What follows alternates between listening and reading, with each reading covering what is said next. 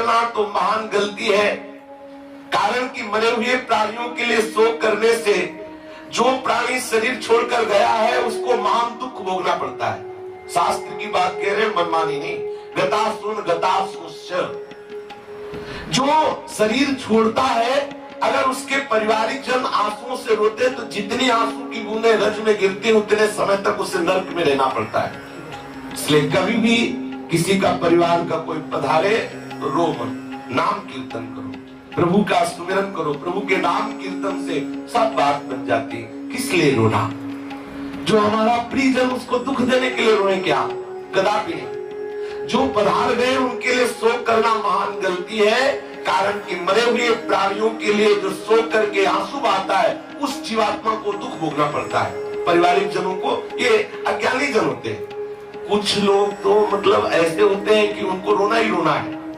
वो एक संगोष्ठी टाइप की गोष्ठी, 50 लोग बैठ के, मतलब हृदय में वो कोई बात नहीं, पर वो छाती पीटना है और वो रोना है, वो ऐसा सब नहीं। सत्संगी जनों के सब बाहरी बातें।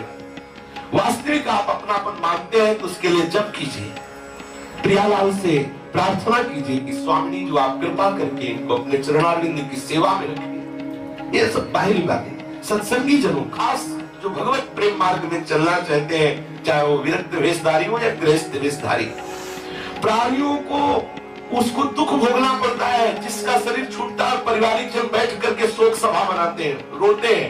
नहीं, कीर्तन करना चाहिए, गीता भी सुनानी चाहिए, भागवत का अनुष्ठान करना चाहिए, नृत्य गान आदि। महामहोत्सव, ये महोत्सव है। शरीर छोड़ना ये महोत्सव है। संसारिक जन शोक करते हैं, यहाँ उत्सव मनाया जाता है। इसलिए वो हमारी प्रियाजू की सेवा में गया, कितने बड़े पद का अधिकारी हो गया, हृदय में आह्लादित होना चाहिए। मृत आत्मा के लिए जो पिंड दान दिया जाता है, जो जल दान दिया जाता है, शास्त्र का सिद्धांत है कि वो उसे परलोक में मिलता है। और जो पारिवारिक जन आंसू बहाते हैं, ऐसा करते हैं, इसलिए मास्तु बांधवैर्मुक्तम प्रेतो भुंक्ते यतो वसः तस्मान् रोदितव्यम ही क्रिया कार्याश्च शक्तिता। मृतात्मा को अपने बंधुओं के द्वारा जो रोना, कफ आदि, ये आंसू, ये सब, तो ये सब उसको खाने को मिलता है। आंसू जो निकलते हैं, नाक, श्लेष्मा, खखार, ये सब जो रोता है, ऐसे चीखता है, हाय हाय, और वो सब वो उसको खाने को मिलता है। और उसकी दुर्गति होती है जो पारिवारिक जन उसके लिए रोते। ये शास्त्र की बात कह रहे, मनमानी बात नहीं कह रहे।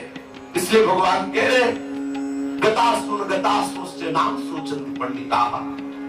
मृतात्मा के लिए जो कफ और आंसू आदि बहाए जाते हैं, मृतात्मा को परवश होकर खाना पड़ता है।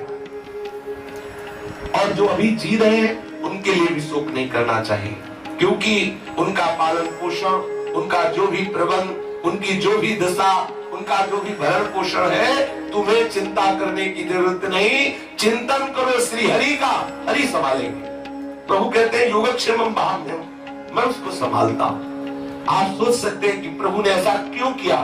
क्योंकि अनंत जन्मों का हिसाब खत्म करके अपने जन्म को अपने घर में अपनी नित्य सेवा में रख लिया। तुम्हें अपने स्वार्थ के कारण दुख लगता है, प्रभु ने बहुत गलत किया, क्योंकि तुम्हारे स्वार्थ की पूर्ति उस जीवात्मा से हो गई थी। तुम्हें पता है कि पिछले जन्म में क्या था? 30 वर्ष 20 वर्ष का संबंध हुआ तो तुमने अपना मान लिया, और अनंत काल से जो प्रभु का अंश है वो अंशी के समीप गया तो तुम्हें बुरा लग रहा है। वो अपने प्रीतम के समीप गया, न जाने कब से बिछड़ा हुआ, तुमने तो बीच में उसे अपना प्रीतम मान लिया। तुमने तो बीच में मान लिया, वो तो सदैव अपने प्रीतम का था, भूल से ऐसा हुआ, अब अपने प्रीतम के पास गया है। गलती हमारी जो शोक कर रहे हैं, क्योंकि हमने बीच में मान लिया कि मेरा है।